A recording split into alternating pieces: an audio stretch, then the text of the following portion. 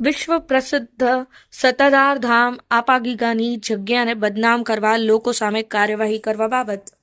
જય ભારત સાથે ઉપરોક્ત વિષય અન્વયે આપશ્રીને જણાવવાનું કે મારા વિધાનસભા મત વિસ્તારના 94 ધારી વિધાનસભામાં સર્વજ્ઞાતિ સમાજ દ્વારા આજે અમોનું આવેદનપત્ર રજૂ કરેલ રજૂઆત મુજબ સૌરાષ્ટ્રમાં વિશ્વ પ્રસિદ્ધ સત્તાધાર ધામ આપાગીગાની જગ્યાને બદનામ કરવા તેમજ આ જગ્યાના મહંત પરમ પૂજ્ય વિજય બાપુને પણ બદનામ કરી બ્લેકમેલ કરી પૈસાનો તોડ કરવાનું આયોજન પૂર્વકનું ષડયંત્ર કરી આ ધાર્મિક સંસ્થાને બદનામ કરવા માટે ને સર્વ સમાજની ધાર્મિક અને સામાજિક લાગણીને ઠેસ પહોંચી હોય તેથી તેઓની સામે કડક પગલાં લેવા રજૂઆત કરેલ છે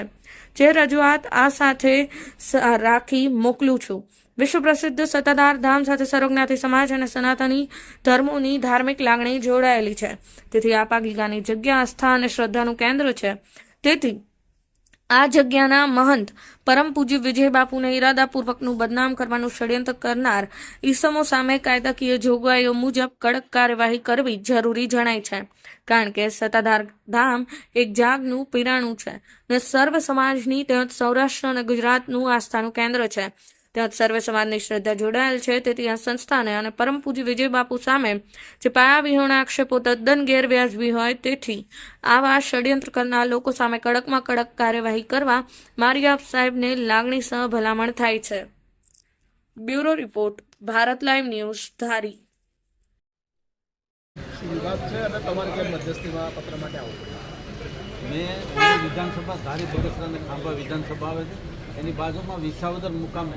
સત્તાધાર એક યાત્રાધામ છે। આ યાત્રાધામ એવા પ્રકારનું ખૂબ પુરાણું અને ખૂબ પ્રસિદ્ધ એવું યાત્રાધામ આપાગીગાની જગ્યા ને જ્યારે બદનામ કરતા હોય ત્યારે મારી પણ ફરજ પડે કે આ જગ્યાને આવી પુરાણી જગ્યાઓને બદનામ કરી અને ખોટી રીતે એના મહંતોને હેરાન કરવા માટેના જે પત્રો જેણે લખ્યા છે અને જેણે બદનામ કરવા માટે જે કાર્યવાહી કરી છે એની વિરુદ્ધમાં મેં ગૃહમંત્રીશ્રીને પત્ર લખ્યો છે કે આની જે આ જગ્યાને બદનામ કરવા માટેના જેણે લેટર લખ્યા છે એની પર કડક તપાસ થવી જોઈએ અને કડક પગલાં લેવાડવા જોઈએ। આ જગ્યા એક ખૂબ પુરાણી અને પ્રસિદ્ધ જગ્યા છે। આપાગીગાની જગ્યા એટલે અમારા સૌરાષ્ટ્રનું મોટું એક યાત્રાધામ છે। આ યાત્રાધામને જ્યારે બદનામ કરવા માટે જે પ્રવૃત્તિ કરતા હોય એની ઉપર કડક પગલાં લેવા જોઈએ અને આજે એના મહંત તરીકે જ્યારે વિજય બાપુ નિષ્ઠાપૂર્વક કામ કરતા હોય અને જગ્યાનું ડેવલપિંગ કરતા હોય એના બદનામ કરવાનો જે ઈરાદો છે એ બદ ઈરાદો બર ન પડે એના માટે આપણે ગૃહમંત્રીશ્રીને પત્ર લખી